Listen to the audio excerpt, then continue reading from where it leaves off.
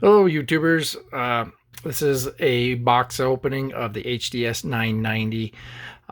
You can see my other project where I installed it. I made a custom faceplate in my 69 Corvette faceplate. I've had a few questions about this head unit, so I'm going to do kind of a overview of it. I should have it installed. I get my car back hopefully tomorrow, and I'll have like an install video. Cool Bug, this video is mainly for him. He has been asking me a few questions, and he did send me a message, and he was asking about the visuals and everything on the head unit itself, and I was wrong. I didn't think it actually showed the album art, but it does, and you can see it has all the listings of the name and track, just like basically a MP3 player or an iPod. You know, it has all that basic functionality. So what this really is, though, is it's a high-res audio media player. You can hook it up along with a other head unit, and the other head unit will play just your standard CDs, radio, you know, one that's already installed into your vehicle itself. This one is an attachment for the high res, and then it'll be able to play the high res music. So it's kind of like having a iPad, iPod, MP3 player straight in your dash playing high res music. You don't need another head unit to make it work, but you have that option. So it will not play radio, AM, FM, because there's no radio attachment. But I'm installing mine for space saving, and I don't really listen to the radio much anyway, and if I'm on long trips and stuff like that, I'm playing my music. So, you know, through like MP3s and that. So I converted all my music over from lower res to high res, to FLAC and MP3. MP3s at was it 320 kilohertz or whatever it is. And so let's open it up and see what we got here. That would give you a better idea.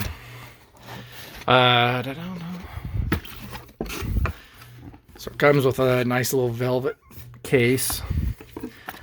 Of course, your book on how to install everything and everything like that. Your face unit, as you can see, you have your mute, power, forward, backward, play, pause, repeat, source, so forth, so forth. Of course, it comes with all the hookups and wires, even just for your normal speakers, your input for your power. And then this is an extension from this unit that'll go into the actual other unit down in here. And then you got an extended USB cable in case you want to run something, which is kind of nice. Let me see if I can get this out. Now this unit is what's going to control everything. I haven't even opened it. I'm waiting to get my car back.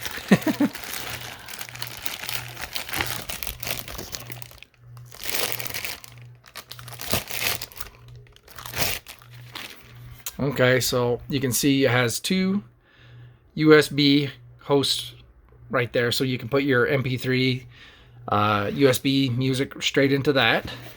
It does have Bluetooth capability, but it will, if you do Bluetooth, it's not going to play as it's not going to play high res, because Bluetooth can't send over the high res files. So your system will downgrade it before it sends it to this unit. So as you can see, we have the power, then we have the host ACC. So I'm going to be playing from the host, so stay there. Your high level in and your mix port, and then of course your your display out, your head unit. And that's basically all it really is. So it's all plug and play. They do have the RCAs to go out into your other stereo system to where you could just plug it straight into there. You know, or your head unit. You can go straight into your other head unit, and it'll just kind of bypass that and go straight to your speakers. Or, what was the other ones? Or you can use these and go straight to your speakers from there, which this is what I'm going to be using because I'm not using another head unit. So basically, I'm just going to plug that in, and from there, and so that'll be your power and speaker and all that. And then here's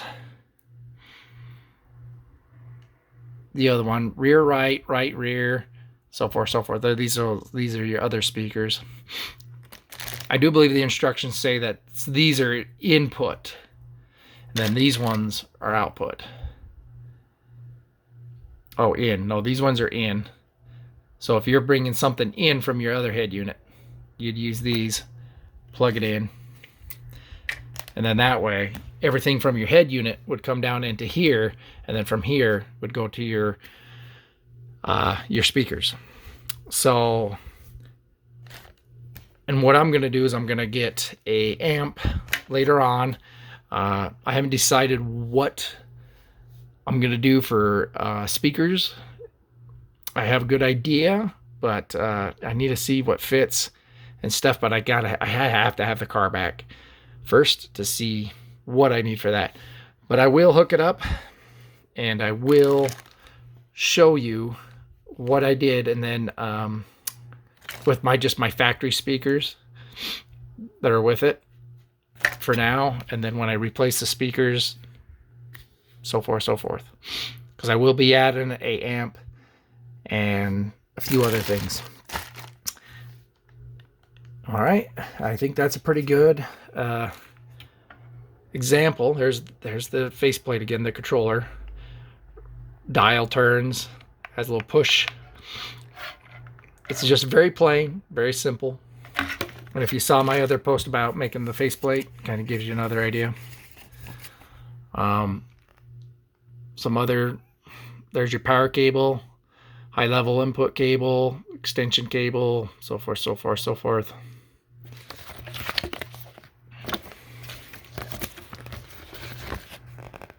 And of course your instructions. Oh, there is also another USB port right there in the front too. So that's another. So you actually have 3 USB ports. 2 can be used only at a time if you're charging. So if you are charging 2 phones, you can only use 2. From what the book said. So that's another thing to take into mind, is if you're going to use it as a charger too. So if you're doing a USB extension. So that's another thing to think about. All right, well, I hope this kind of explains what it is. And, you know, I'll have it installed hopefully within a week. And we'll go from there. Thanks, guys. Also to add, I'm putting this in my Corvette, so I'm looking for something kind of small and compact. I'm thinking of using the HDZ-653S speakers because they're slim, and in these older cars, I need that slim space to be able to fit in all the right places. The woofer, because it's a 3-way component, it comes with a crossover. And the size is 7 1/4 for the crossover. Crossover box itself is 7 1/4 by 5 1/8. So there's 2 boxes of those, and I'll have those stacked up on top of each other. And then there's the woofer. Those will go down in the kick panels. Those are 6 1/2. I have the specs up so you can see, and then I'll have up in the dash, because I'm going to use a 1970 dash with the speaker holes up front. The 69 didn't have any. They just used the kick panels. So I'm going to get a 70s dash to where I can put the 3.5 mid-range speaker and the 1-inch tweeter. So I'm going to have to create some type of holder to hold those in. The amps, what I'm planning on using is the Alpine TTA-30 FW. It's the tough power pack. It's really small and compact. Still, once I've used these before, they're great. And for this particular car, I don't need a whole lot, and I'm trying to save room, space. So that's what I'm looking for.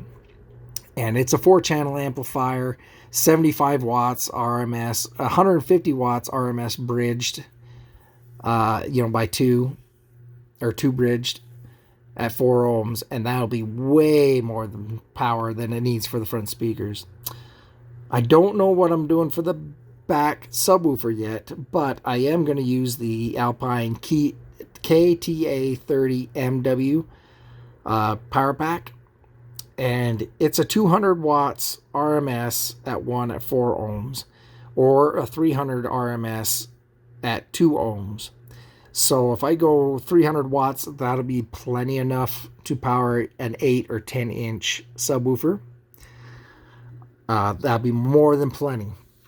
Now, if this was a different car, say, like, more luxury car or whatever, where I could actually put like a lot of nicer speakers and everything, but this is so compact and everything, that's why I'm choosing this. But if I was to have a bigger car, I would go with the Alpine HD-990.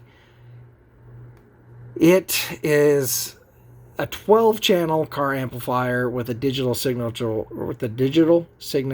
processing. 50 watts RMS times 8 plus 80 watts RMS times 4. That would be the way to go. It is way pretty spendy, $2,400 for that.